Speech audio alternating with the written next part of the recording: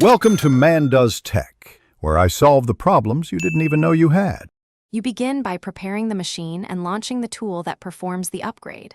First, check your current build and edition so you know compatibility, then back up essential files and plug into AC power.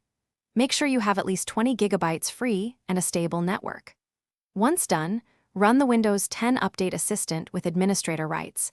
It will detect eligibility and begin downloading the 22H2 files. This step starts the actual transfer of installation packages to your PC.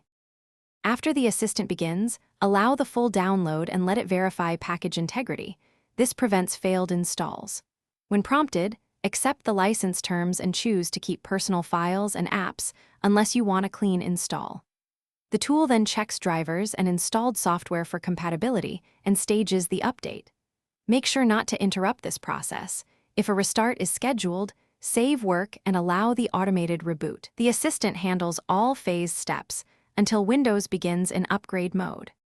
When Windows finishes upgrading, sign in and let the system complete first boot tasks, then check Windows Update to pull any cumulative fixes.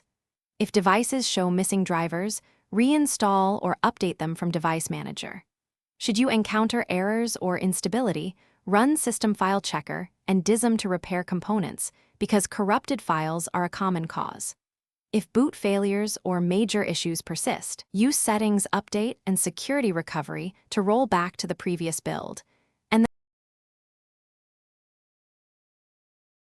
Thanks for watching. If you found this helpful, don't forget to like and subscribe.